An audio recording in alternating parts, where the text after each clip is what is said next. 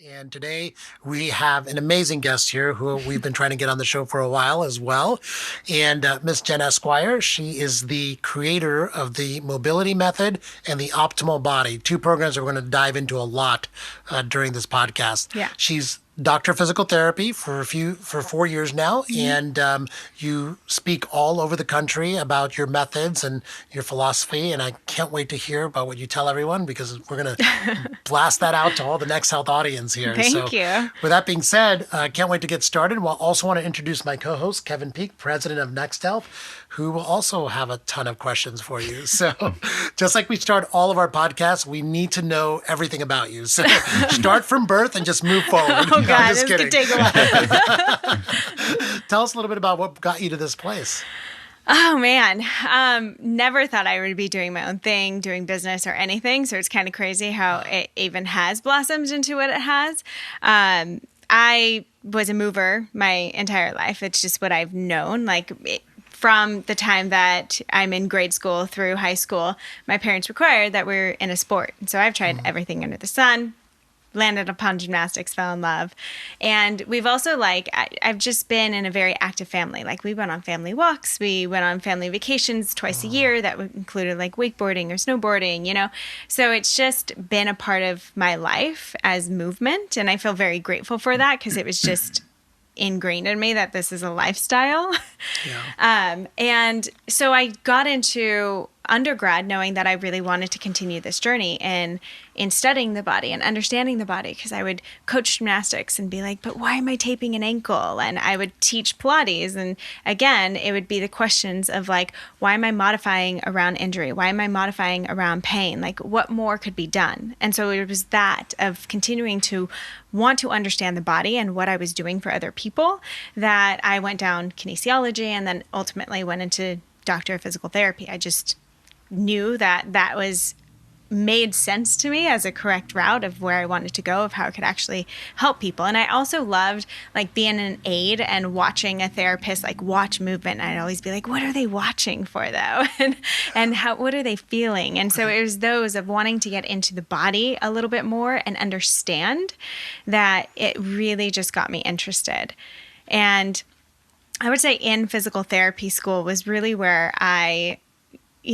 first of all, my Instagram started to grow just based on fitness by accident as well. And then after physical therapy school is when I started to educate based on the body and letting people know I actually have an education and I can tell you a little bit more besides just what I can do with my body. Right. So really just started to blossom in that. But I also got a good perspective in physical therapy school, I would say, based on what the body can actually do and how much we limit ourselves. I feel grateful, again, I came from this natural background of just moving and knowing that was a part of life, but a lot of people don't. And what I got to see in physical therapy school were people who, one guy was cerebral palsy. I will never forget him. He was 35, living in a wheelchair, but he completely lived on his own. Contractures, everything, couldn't understand, and motor control around his mouth didn't work well. But yet he lived on his own. And watching him get himself down on the wheelchair and get himself back up was incredible. And when he couldn't lift himself back up onto the wheelchair, he started swimming with his therapist so that he could lose weight, so that he can sustain his lifestyle and living on his own. Wow. And you're like, okay, here's someone who doesn't put any limitations on what they can do, where we might look at him and say, oh, he needs all the help. He needs someone to do it for him. And he's like, no, this is what my body is capable and able to do. I'm going to do it to the maximum. And Amazing. It's incredible to be able to see. And I remember working in a clinic and it's people would come in, well, after 5 miles, my knee hurts. And I'm like, oh, after 5 miles of running, your knee hurts. In perspective, your body's doing really, really well. Of course, there's always optimizing and seeing what else we can do with it. But really, it just got back in my perspective of getting people back into appreciation of their body and empowering them to just gain awareness of their own body. Because really, at the end of the day, as a therapist, I don't fix you. No other therapist fix you, or chiropractors or acupuncturists. We're just facilitating the pathway. And if you're going to someone and they're just going to work on you passively and then tell you you're fine, I would say I would get a little bit more perspective and maybe go see someone else as well, because what someone else does to you can help like fix the symptoms, but I don't think it's going to get down to the root cause. That's so true. You can't just go for one visit and like expect to be fixed. Right, In which a is what we treatment all program, want. Which is what we all want, right? Exactly. So can I ask you, how Yeah. did that translate? I mean, obviously you have a lot of great stuff to teach people. Is that what made you take the next step and do the mobility method? Was that your first program? It was my first program. You know, everything just started to blossom on Instagram, which was so crazy. Right. I had zero intention of this even becoming anything. And then once I started educating, I first had the mindset of like, do I even have a place to come out here and educate? Because I was just graduated PT school, felt like I'm still learning myself, and also had mentors and people that I looked up to in the space on social media and thought, I don't want to say anything stupid and be judged by my peers. And so I had a lot of resistance, but then once I started doing it, and to me, what seemed very basic, very easy, it actually picked up really a lot of traction and people didn't know. And I started to realize, oh yeah, those 9 years of school, like I actually might know some things. And the more that I just leaned into that and the more that I continued to grow, it just continued to expand. And it came to a point where it was like, okay, this is awesome. And a lot of people I feel like are getting value, but at the same time, the algorithm is starting to change. And really the only way people were seeing my videos is if it was like on the popular page and new people would come and see it. And then it's like, who's actually saving it and not actually saving it, but actually doing it. And if you're actually doing it, is that even the thing that you need in your body? And so there was all these things of like, is this actually the value that I can give people? Like, yeah, it's cool and it's growing and it's something out there, but how can I actually provide true value for someone across the world that I can't treat? Sure. For someone that I can't see? So that's when I decided to come up with the mobility method and just decided to launch it, not really knowing much about online marketing, not really knowing much about how I can actually launch this successfully. But I just decided there's got to be something better that I can give people. And that's when I came up with the mobility method and had a whole self-assessment. So, and all these exercises packaged into different modules within the body. And it actually requires people to do work. And that's a little hard for people sometimes. Yeah. It's like well, tell me what to do Monday, Wednesday, Friday, like every single day of the week. The problem with that is I can give that, but I guarantee not everyone's going to be starting at the same place and needing mobility. And I usually address things based on like, well, how would I continue into this? And would I actually sustain something over a week or two if you're giving me it to me like every day, or if it's like an hour of like mobility stuff that you're supposed to do, would I actually maintain that? Honestly, probably not.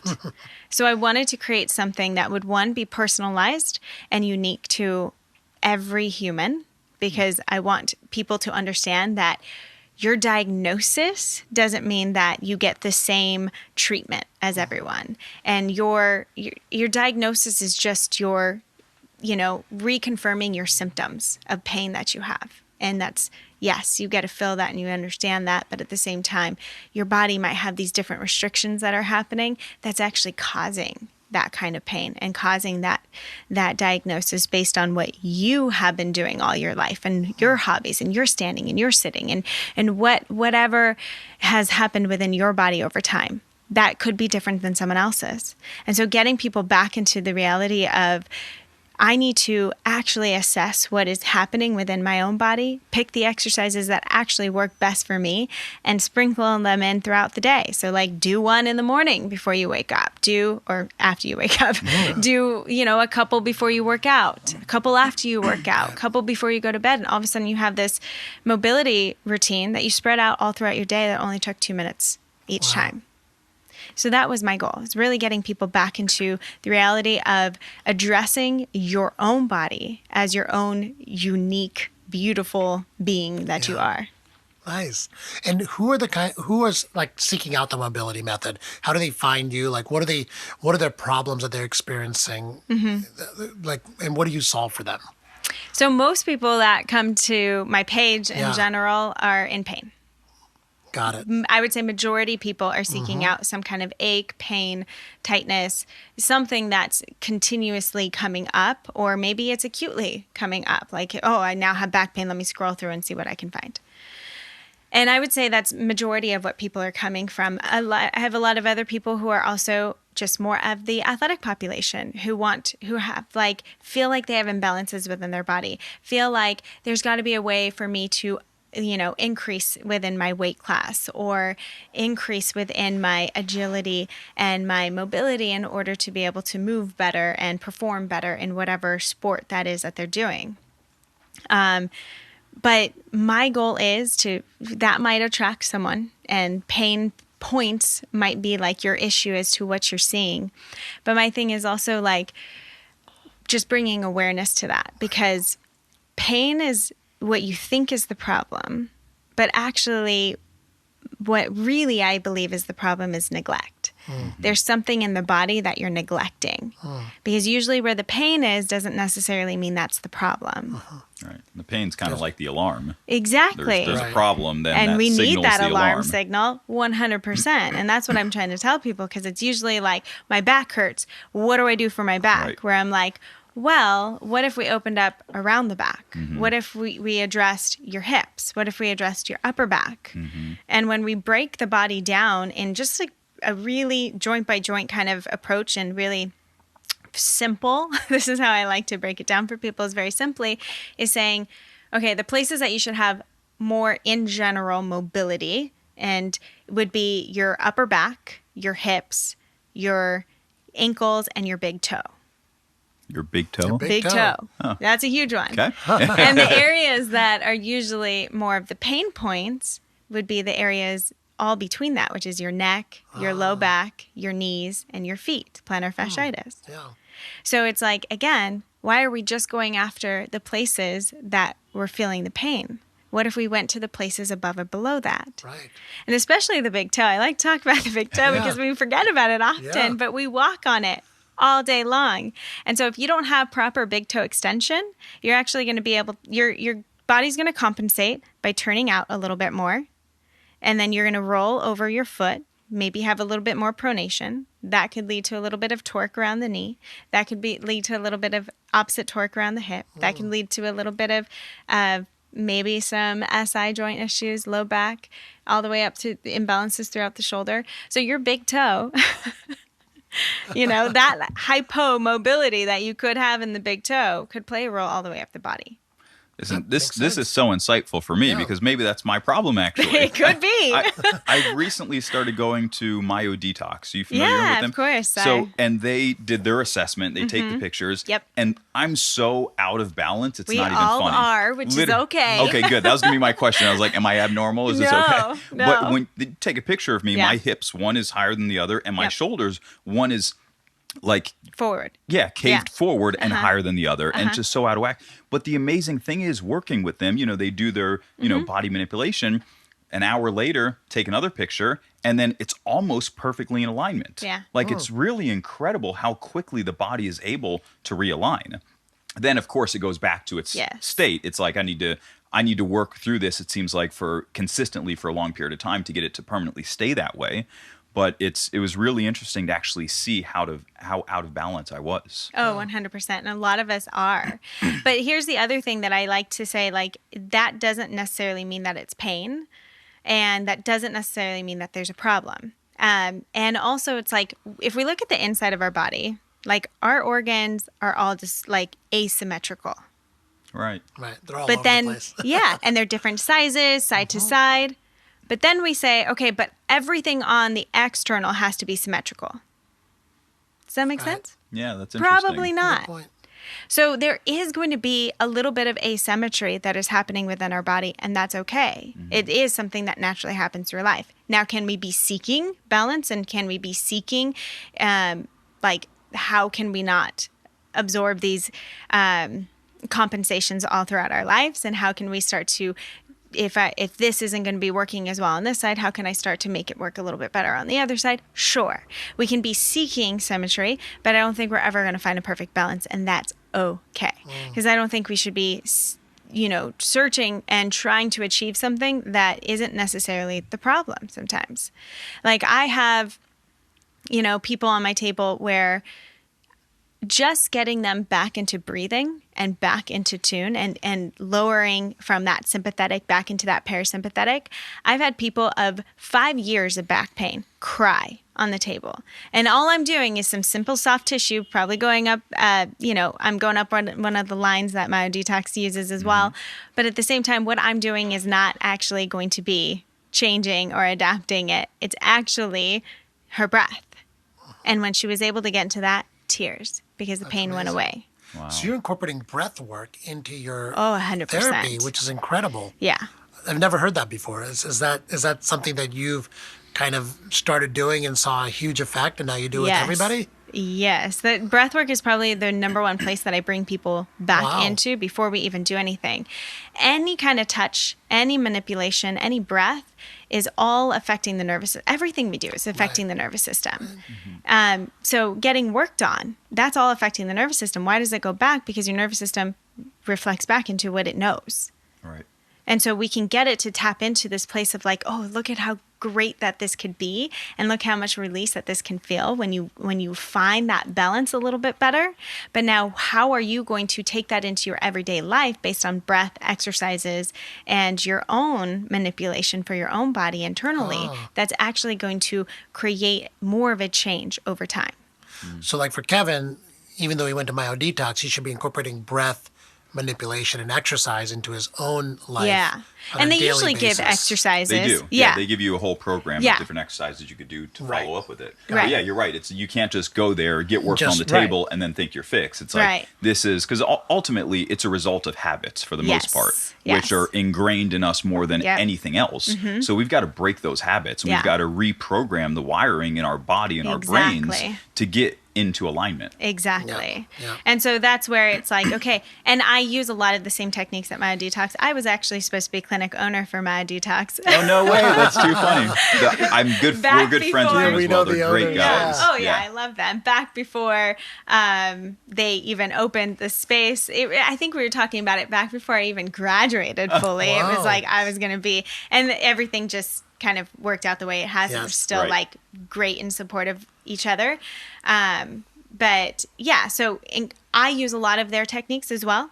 And that's how I can initially get someone to change the nervous system in the very beginning so that they feel, oh, this is what it can feel like. And getting breath work. So again, taking them from that sympathetic, charged up state of, and that's typically where people are when they're in pain. I don't have time for pain. Why is the pain here? Why is this happening? And it's this sympathetic, like, tightness that you're already bringing into your body. And so just getting you to breathe and lower into that parasympathetic automatically drops you back into your body, can release the stress and tension that you have on your nerves. So you automatically release that sensitivity of pain even. So even just breathing can, and how are we breathing? Really assessing that, getting them back into that, because even that, I've found can change and manipulate your pelvis.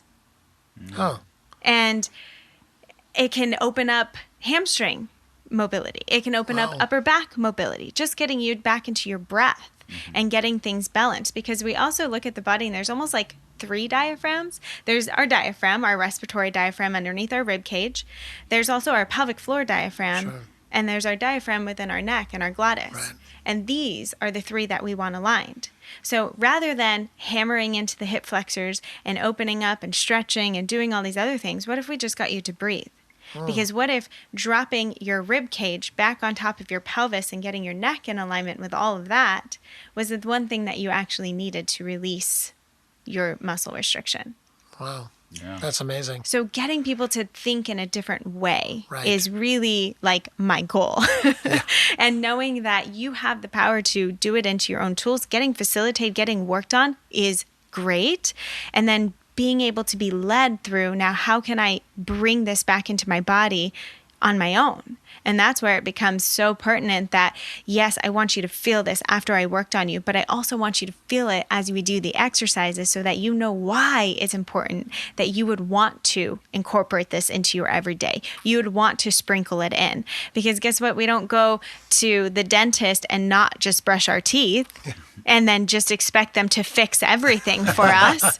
Like they're going to fix some things, but unless we maintain on a daily basis flossing and brushing your teeth, you're going to have a lot of problems. It's the same thing. At the end of the day, you're, of course, pain and injury and all these things are going to happen if you're not maintaining within your body just these basic levels of where's your mobility at, where is your just kind of like your basic strength levels at. How can we get you back into like the basics of things more so that then you can build on top of that? And how can you sprinkle that in just 2 minutes out of your day? Yeah.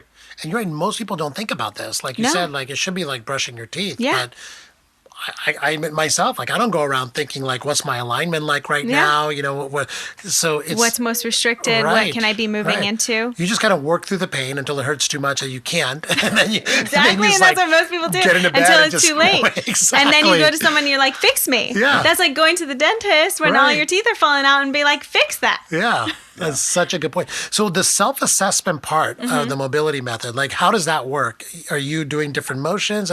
Tell me a little bit about that. I'm curious. Yeah. So for the mobility method, it's all based on mobility. Okay. So you're not going to get into strength stuff as much. I mean, mobility for me does mean there is going to be control through the range. There's going to be strength at end range. So I'm still adding in stability and strength. Sure. Through mobility. It's not just flexibility, and that's where people get a little bit confused because flexibility is just let me passively just stretch into this, which I think is a component, especially if we're forward and we're flexed and we're in this rounded position all day long. Yeah, getting you to just open and relax and breathe and passively stretch into position is great. But then now how can you actively get back into that so your body remembers how to get back into that on more of a routinely balanced. And so for the mobility method, the assessment really is just based on what is your range of motion. So what's your range of motion within your neck, your shoulders, your back, your upper back, your hips, and really like, so if we're talking hip flexors, well, what is your hip internal and external range of motion doing? Because a lot of people forget that there could be tightness in the front of your hips because your hip joint itself isn't rotating properly. And so now you're getting a lot more increased anterior pressure of that joint, which makes it feel like it's all hip flexor and I need to dig into my hip flexor, when really, when I get someone's hips rotating better, it releases that feeling of hip flexor tightness. And so really being able to address that and just get someone back into the reality of like, oh, especially if like, you know, pigeon stretch is done all the time or sitting in external rotation is done all the time. What we're usually neglecting is internal rotation. Right. And so getting someone just to like turn on these light bulbs of like, oh yeah, like I have been neglecting this kind of thing. How can I add it back into my day and start to take pressure off of what's hurting? So if my low back's hurting, maybe it's because my hips aren't moving well. Maybe it's because my ankles aren't moving well. So how can I open up the areas around so I can take pressure off of the pain? Can we talk a little bit about, and I think what you're saying ties into this, but just prevention. You know, I mean, you're saying most people come to you because they already have pain or they're athletes, they want to increase performance. But what about the people that, you know, don't necessarily have a tremendous amount of pain, but what should they be doing preventatively to keep their body in an optimal state? Yeah.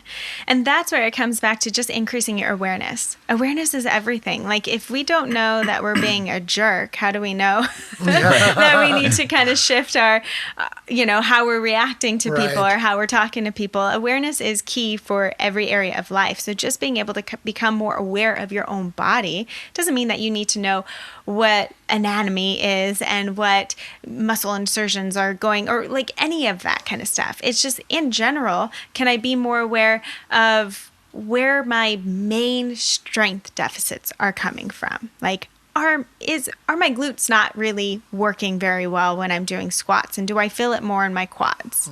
What could be happening there? And just starting to increase your awareness in general of where your body is restricted is so important, because we go from needing to put our toes in our mouth at 5 months old. That's an actual developmental stage before you learn how to crawl, before you learn how to walk, before we build strength and patterning and all of that. And then we go from sitting on like crisscross applesauce on the floor when we're in school to suddenly desks and chairs and cars and all these things. So of course we're going to have mobility breakdown. And yet then we're like, oh, just go strength train, just go into the gym, just go look a certain way. And we're forgetting about that foundation. Right. Right. And so getting people back into the idea that if you want to just be a functional human, lift your kid off the floor, like pull something off of the shelf, you need to address your foundation. So getting back into your mobility, getting back into your breath, and seeing how that can actually function better for you is key. Got it. And can we also talk about ergonomics? I mean, you mentioned, sitting in cars and all of that, and something I've been thinking a lot about lately, just because we just opened our new corporate office. So we have a whole team of, team members who are here. And I really would like to have a functional work environment, a productive work environment. Right. And I am opposed to, sitting at a desk and sitting at a computer all day long. And I don't want to create an environment for our team members that's going to be unhealthy for them and cause their bodies to break down. What do you recommend from an ergonomic standpoint? I mean, we have some desks that go, the standing desks. Yeah. I mean, should they be sitting on the balls at the computers? Like, what's the best in your opinion? The best for me is always getting up and moving periodically. It's variability and movement. That's key. And so, like, even for myself, when I have my computer, I'm sitting, I'm standing, I'm laying on my stomach, I'm sitting on the ground working at something. I mean, really, ideally, we need a desk that's going to go all the way from the floor, where you can maybe sit comfortably, like stack up something for your knees and your ankles, but like sitting on the floor to sitting in a chair to standing to laying on your stomach to getting out of flexion in your spine. So we need variability. That's everything. And just being able to change up your position more so throughout the day is the key. And especially being able to get down on the floor. Because one of the main things is, can we get down from the floor and get back up without using our hands and our knees and our other, like most people can't when you start to get older. It's like, oh, give me a hand or like help me up or something. When really that's a basic skill that we need, and it actually is a determinant for longevity in your body and in health as well. Sure. And so a test for everyone listening is to sit on the ground right now and then get up without using your hands and see if you can do it. And if not, you need to go to the mobility method right now and do your self-assessment. Exactly. I mean, there's literally like a study that was done scoring out of 10. And if you have to put a hand down, if you have to put a knee down, if you have to use your hand on your leg, if you fall out of like standing up, like those are all like knock off some points. And depending on like how many points that you have, I think it's like, I could be saying this wrong. I think it's like under 6 points out of 10. So 10 would be great. Like you didn't lose any points. You're doing great within your body. Under 6, I think, is where it's something like in the next 6.5 years, you could die in 5 years. Wow. Something like that. That's a scary test. I know. But again, it's just a risk factors, just like smoking, just like eating poorly or whatever that we're also going to be doing in our bodies. And we don't actually take that into consideration of how much we need to move within our body. We're usually looking at those external factors as to smoking and food and other things, but we're not looking at movement and mobility. And we should be. Yeah, that was so true. So I have a question for you. So the rolled shoulders thing, I mean, that's just like pervasive everywhere because people are on their cell phones Technology. constantly. Technology has like killed posture, I feel like, right? Yeah. So and I have the same problem too. Like I always catch myself, my shoulders rolled forward, and I wonder, like, what is the solution to that? Because we spend so much time on technology. And so what do you coach people as to how to get out of that position? Is it just being aware of it, or? Number one thing, always coming back to the awareness. So how often am I staying in that position? And then how often am I moving out of that position or doing other positions? And I wouldn't just say it's from here to here. Like, it's actually rotation, and it's actually stretching, and it's actually breathing, and it's actually laying down and doing other things. Or how could I switch up how I use my phone? How can I switch up how I use my desk? And getting that variability. So it's like, if you're going to have your mouse here, like, how can I switch it up where maybe it's lower, or maybe I turn one way, or maybe I have my phone on this side and I'm going to put my phone on this side now. So you're starting to change things around where you're not getting your body into these habitual patterns, but you're actually, just creating more variability. And I think that's the main thing that I'm always going to come back to, because it's the easiest too, to be able to start to address in our body. And really, like, nothing externally that we do is going to create enough change as to what we do internally. And internally means our own movement, our own breath, our own mindset, and all of that kind of stuff. All of those factors are going to create the greatest change for our bodies over time, rather than foam rolling, rather than adjustment or getting body work. Those are all great, and I do them myself, so I'm not like knocking on any of it, but at the same time, they're all just addressing, like, they're kind of coaxing the nervous system, and they're making it feel better for that moment, which is fine. Yeah. But now, how can we actually create things that are going to make us feel better for long term? Sure. And that's really where we get back into. Interesting. Have you seen that device that goes, like, on your back and is connected to an app, and, like, it does this every time you lean forward, it beeps you or something, or like shocks you? Does it shock you? I don't know. I don't know what it does. It just shocks you. It's like a shock collar for dogs. I know, right? For humans. Like, your posture's bad and it shocks you. I've seen it. I don't know. My other thing is that I don't like to bring people into positions that they have to turn it on. Because now if I'm telling you have to stay and stiffen, and you have to squeeze your shoulder blades down and back, now I'm actually turning on your body, turning on your muscles on a constant state. All that's going to do is, again, drive up that nervous system, get you back into that sympathetic, and get you tighter. Our goal is to get you looser. Our goal is to get you like feeling free within the body, not to stiffen things up. Right. So I don't like to go from one extreme to another. I like to play with both. So if you're going to be rounded, can you round even more? Can you extend even more? And maybe playing between the balance of two, I think is great, because also our bodies are like on this spectrum where it's like you're not full hunched. Some people might be over time, but typically you have this perfect alignment, more of a rounded kind of position, and then extension. So rather than just trying to push you over to the other side, what if we can balance it out and get your brain into more of a natural state? So what if I can push you all the way into that rounded position and then push you all the way into extension and play with the balance of that, so that your body then naturally on its own starts to find neutral. Right. And that's the goal, is getting the body to find it on its own, and rather than forcing it into a position it's not used to being in. And it'll never stay there It if won't it's not a stay. natural position. Yeah. So my mom is 63 and my Yeah. dad is 69. Yeah. And they're never going to go on Instagram and go to the mobility method or optimal body or Yeah. do any of that. That's just not their world. What would you recommend? I mean, I feel that they're both, aging at this point in their life quicker than I would hope that they are, and their bodies are starting to break down a bit. They recently started swimming a little bit. Great. Any tips that you would give for kind of the community that's a little bit older, and how they should try to keep their body in sustain for as long as possible? Oh man, I feel like we can go in a lot of places with that.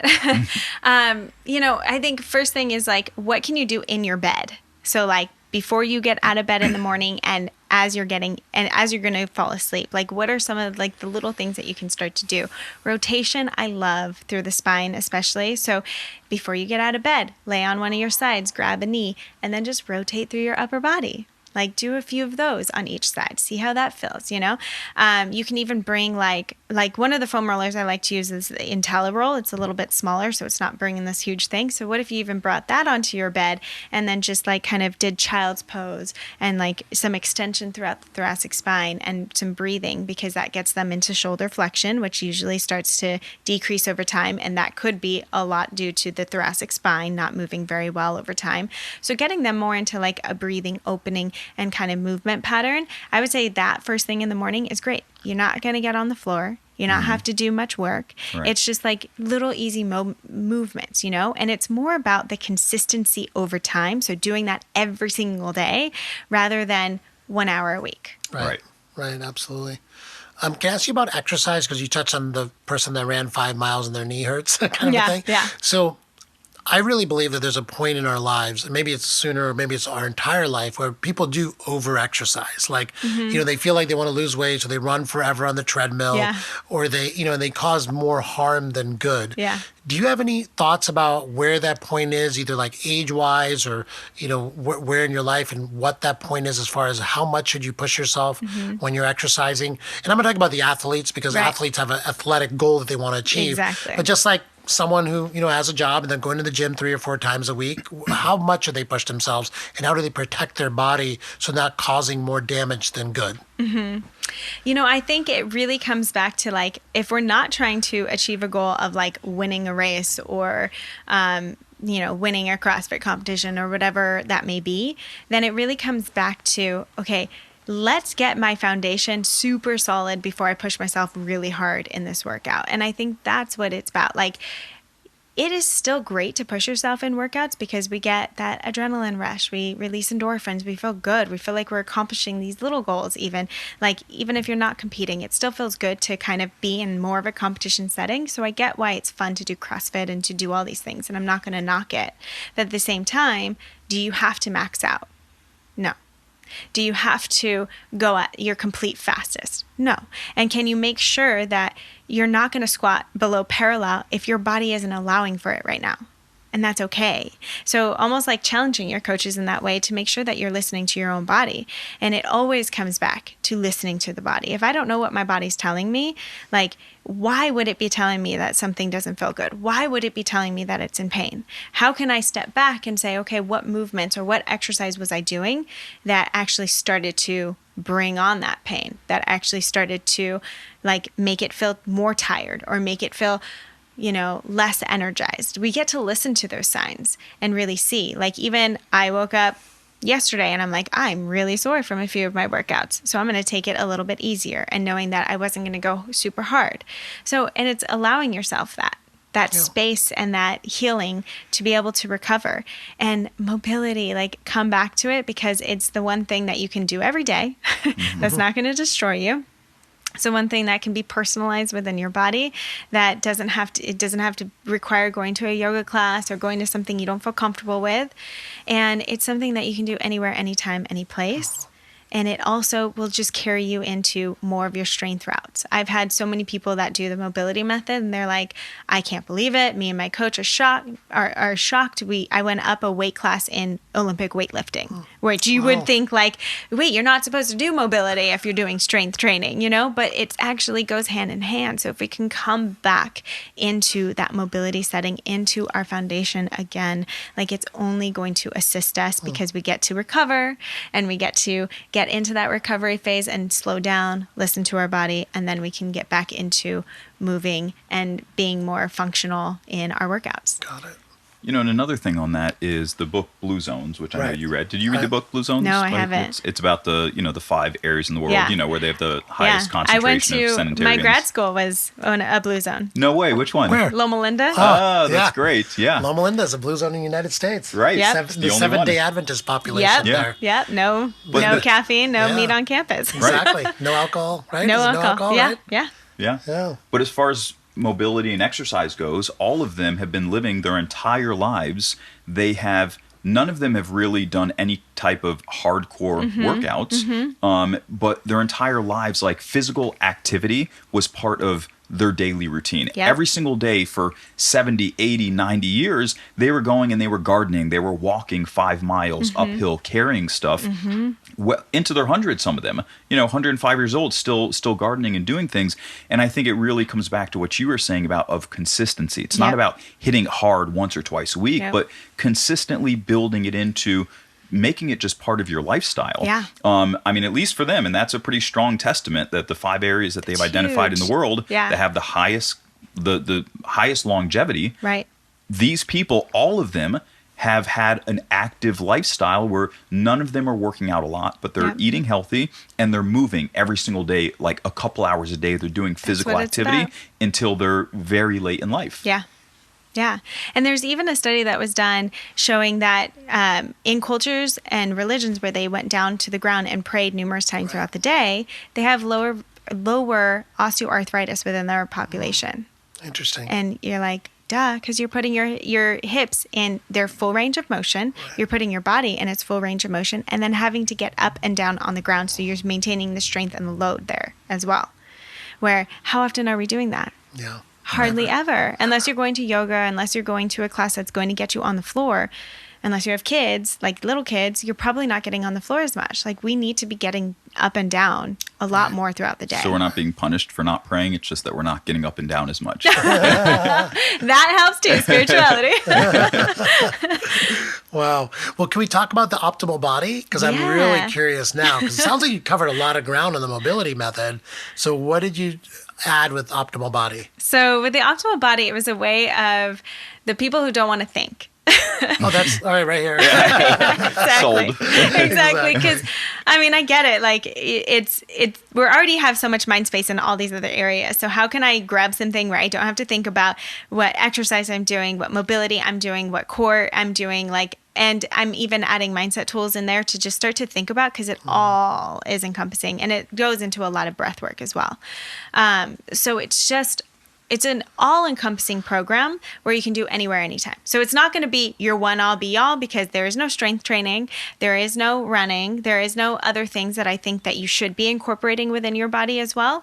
But it's one way of just starting to look at the body and start to become aware. It's my tool to educate, because it's less about losing weight and it's more about learning where your body is not working well. So most of the functional HIIT workouts, I call them functional HIIT workouts because I'm going to put you in external rotation lunges and internal rotation squats and these things that are bad usually, but they're going to put your joints in your body in these weird positions, or single leg stability, single arm stability, just mixing it up where you probably aren't doing that in most of your workouts, because my goal is to just broaden your aspect of what's not working well within your body so that you can start to learn.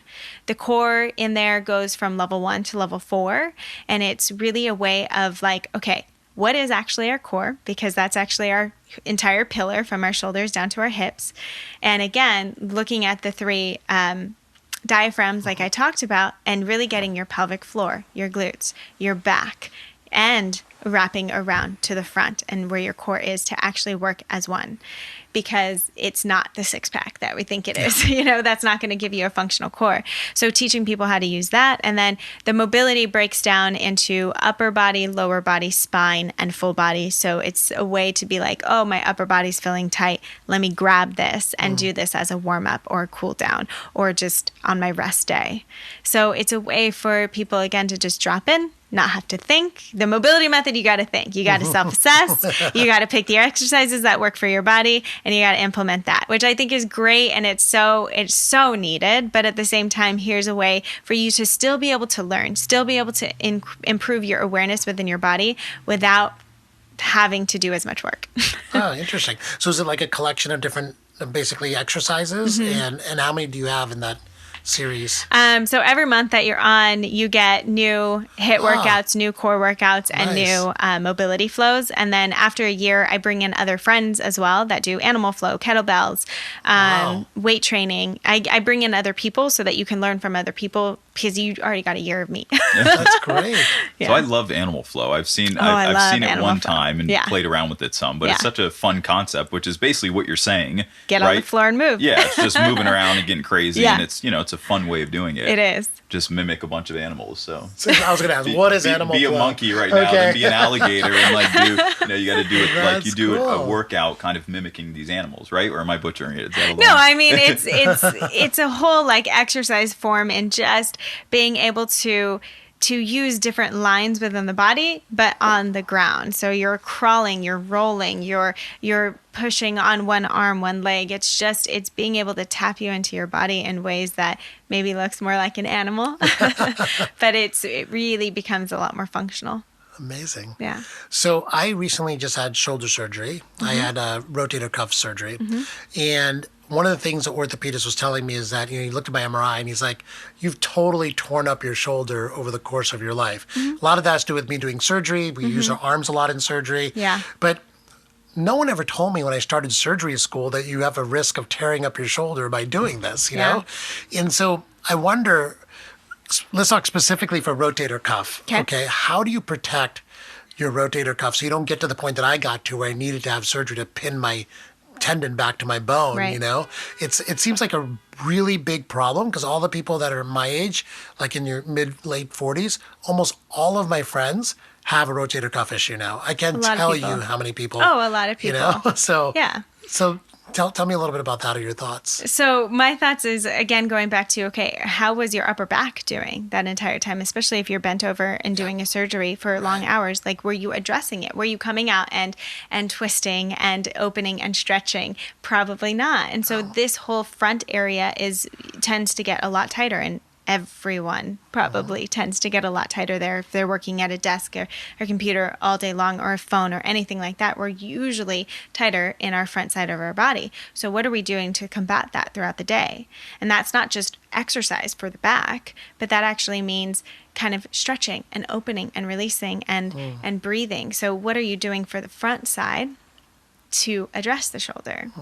That's one of the things that I like to do. And then just, in general, like being able to check around the shoulder, like were your lats really like tight or restricted, or maybe not working well, or was your serratus anterior, we don't even think about that muscle usually, how was that functioning? And we usually think shoulder blades down and back means like my low traps and my mid traps need to be engaged, but actually if you want your shoulder blade to kind of relax and rest on your body, that's actually your serratus, because it takes that shoulder blade from the inside and wraps it around the rib cage. So we actually want that guy to be understanding how to engage. So it's like, and you won't know unless you went to a therapist. And I say, if we're going to go to a physician and get checked on, why can't we just go to a therapist once a year and just see what's going on with our body? And I also like pelvic floor. We're usually so checked out from pelvic floor, we have no idea what's happening until usually a woman goes and has a baby, and that's like major surgery. And then it's like, oh, just rest and you'll be fine. Go back to life. And it's like, no.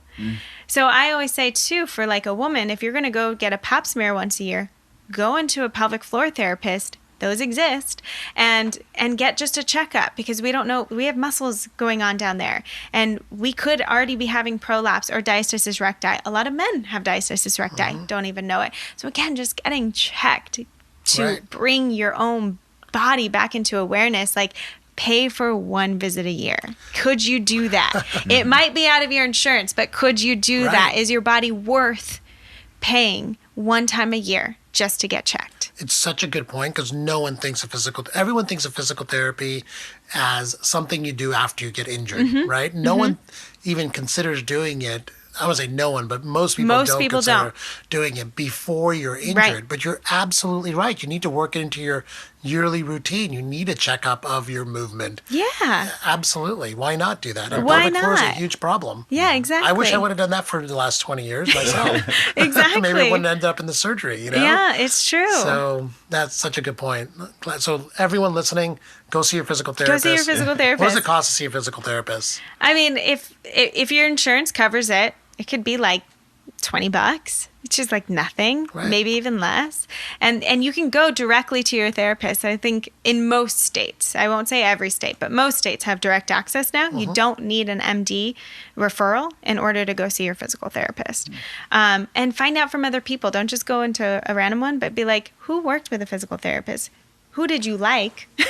Find out if they're great, if they're good, or if they're just going to stick you on a ultrasound machine and electrical stimulation and not really get you moving or really assess you. Or maybe the clinic is too high turnover where they can't even fully assess your body. Because if you go in without even really a problem, they're going to be like, well, I can't look at your shoulder. I don't have time. Like, what are we doing? Like, Yeah, that's what I was going to ask you. Like, do most physical therapists have this mindset of someone who doesn't come in with a problem is still someone that needs to be evaluated and given options? I think more and more so now, but it's still like, even in physical therapy school, you're taught to only address the issue. Like, it's their shoulder, bring them back to their shoulder. Get them out of a story. I don't care what's happening in their life. Get them back to their shoulder. What's their pain level at? What happened? What activities can they do? Can they not do? And we're only focused on one minute area. And you're like, hello, this is a human. What they do during the day and what story led them there, I need to know, because stress is a huge component on what's happening with pain and the body as well.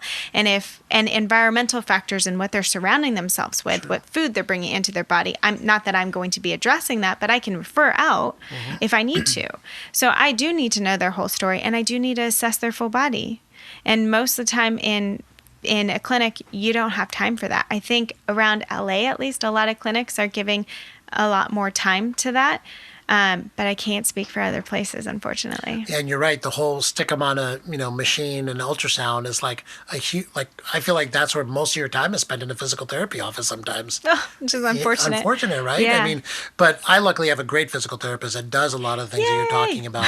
Like I said, 20 years earlier, I wish. I know. That's okay. That's okay. But it's the same thing with health, Like, yes. Doctors are taught to diagnose a disease, yes, prescribe a pill for that disease. Yep. That's why we created Next Health, is so you can find the problems 30 years before they're an issue. Like, why fix something when it's broken? Exactly. And it's so encouraging to talk to you, to hear that your body, like your movement and your body and your physical therapy, also you need to have that same mindset around that as well. Oh, yeah, completely. I mean, our whole culture has been taught to mask issues. Right. Mm-hmm. We're taught to wait until it's happening and then cover it up instead of listening to it. Right. And going back to that alarm system and saying, okay, cool. Like, I need to feel pain in my body, or else I don't know what's happening. If I don't feel pain in my body, that's when I can risk dying or having something fall off or whatever it may be. I have to feel that alarm system within my body in order to know that I need to address something, because I'm neglecting somewhere in my body or my life or my environment or whatever it may be. But you need that. So it's a good thing. Don't be afraid of it. Yeah, that's great advice. So I have another question for you. Yeah. So what would be like the top 5 things that you recommend to all of our listeners to do, like in your world? Mm-hmm. Obviously, like run, don't walk to the Mobility Method website and do that. But like, if someone like doesn't have a lot of time and they just want to they want to hear the top things that's going to make a big difference and move the needle. Can you give us some of those? 3 or to 5? Yes. Yeah. First thing is breath. I've been talking about it the whole time, right? So how are we breathing? Typically when we say take a deep breath, it's like, and we put everything into our chest and then we relax. And really, if we think of just like a simple breath cycle, our inhale is actually our excitatory, our sympathetic state. That's like if I get scared, I do a deep inhale and I hold it. My exhale is actually my relaxation, my parasympathetic. That's going to get a massage and like that's that state of being. So how can you bring yourself back into that exhale state and stay there more rather than the inhale state? So even just thinking of that, like so true. As you were talking, so I just started breathing as you were saying that, and the only thing I was focused on just now was the inhale, and it wasn't even a thought to me, the exhale. It was just like my for me to improve my breath, it was just like, how can I breathe deeper? How can I breathe fuller? That's what we usually But we don't think. even think about the exhale. The exhale is key. That's where I want to bring people back into. So it's like, do a 4-second inhale, or I mean, this is general guidelines. You can mix this up however you want, and then do like double that time on the exhale. In and the nose, focus out the mouth? For general training, I like to do that. I like to do in through the nose, slowly out through the mouth, like you're blowing out candles, like you're blowing through a straw, or just in and out through the nose. Because really, we're releasing too much carbon dioxide throughout the day, typically, and we're not keeping enough within our body. And that's actually what's going to attach onto the hemoglobin, release the oxygen, and get our brains oxygenated, which is also why we need to be like sleeping with our mouth closed so we can wake up and actually be energized, and have some oxygen and some blood flow into that brain. So breathing in and out throughout the nose is actually a really good thing. Getting you back into that exhale, so important. And then lastly, when it comes to the breath, is just like, where is that breath going? Our rib cage, or our diaphragm, is underneath the rib cage, right? So can I expand through my rib cage out to the sides and front and back? And can I let the belly relax? Like, We're like here practicing this. yeah, I love it. You guys are like subtly kind of doing it. So good. That's why we're not talking. We're like Yeah, breathing. I love it. But sometimes I get people to put their hands on like their low rib cage. So it's not just like a belly breath, because you don't want to push the belly in and out. That happened a lot. I would have so many clients who came in and be like, I'm so good at belly breathing. Look at my belly. And it like forcing it in and out. And I'm like, not really the thing that we're supposed to be doing. So getting them like back into like, okay, can I feel my rib cage? What is my rib cage even doing? And as I take a breath in, can it expand? As I take a breath out, can it start to collapse? And getting back into that, I would say do it sitting in traffic. Do it when your boss is yelling at you. Like do it in like those stressful moments that can bring you back into your body.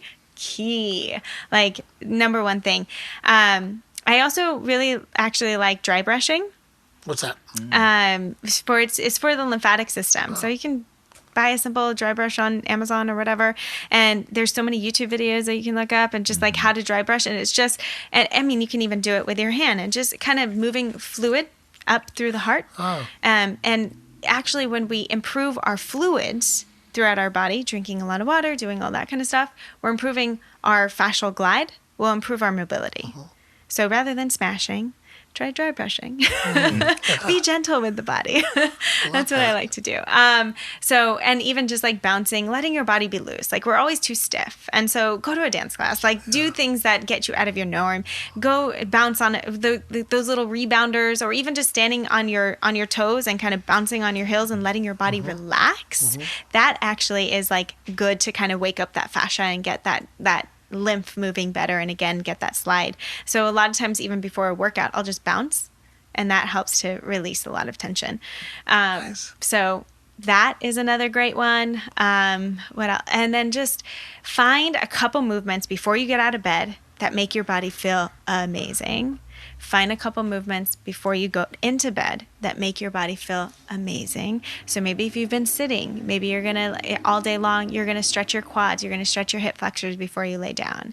Maybe if you've been like rounded in a ball sleeping all night long, you're going to open up your chest. You're going to, do something that kind of gets you out of that and then start your day. I love that. Those are great tips. Thank you. So what's next for you? What are you going to do? What's the next program? I think just focusing on these right now is really my goal, and just getting people back into why it would be important, because anyone can teach you the how, and you can go to my program and you can learn the how, but unless you understand why it's important, you're not going to do it. Right. So how do people find the program again? Could you tell everyone? Yeah. I mean, you can find me on DocGenFit Uh-huh. on Instagram, Facebook, website, YouTube, all the things. So that's easiest. And then my website will have the mobility method and the optimal body on there. My Instagram will have both of them as well. And so you can find everything there. Great. I love it. And then I asked one question of Yes. most of our guests, and this is a really fun question for me, is tell me about your daily routine. What do you do from the minute you wake up and I know it's different every day, but It is most people different have every a day. routine of some sort, at least the high points of Yeah. things that you try to hit every day. Yeah. Would you go through that with us? Yeah. So ideally, how I would like every morning to look, and how I wish that every morning could look. It's not perfect. But getting up in the morning and journaling first thing as I'm waiting for my coffee. I love just getting pen to paper, releasing some thoughts, maybe getting clear on what my intentions are for the day. And then drinking my coffee. I love my coffee first thing in the morning. Getting a little mobility in, and then and getting some breath work in. So just it's not very long, but just a little bit, and then I usually go and start my day with my workout. And I have a friend that comes over. I love accountability partners. Like Yeah. Yeah. I love working out and I need it in my body, but accountability for me is key. And she just has to come over. I'll put the workout together. I'll do everything, but just I know if you're coming, I'll get out of bed and go do it. Yeah. So accountability in working out, and then just going through my day with whatever work I kind of have, and again, mixing it up. Maybe I'm standing, maybe I'm sitting, maybe I'm laying on the floor on my stomach, whatever I'm doing, I'm mixing it up as I'm working and going about my day. And that's basically it. Do you have a bedtime routine? Not really, actually. I've been trying to be more cognizant on putting my phone on the red background and putting the glasses on, and not checking my phone and scrolling right before I go to bed. Yeah, and a couple of mobility exercises that you And love. a couple of mobility exercises. Well, thank you so much. That was awesome. And I have a whole new kind of appreciation for what physical therapists do, for what Yay. you do. I'm definitely going to spread the word that everyone needs to see their physical therapist on a Yes. yearly basis. I wish I had now. Yeah. And now that I know, you know, but Yeah, just go definitely. get a checkup. And I'm doing the mobility method. I'm going to get self-assessed. Great.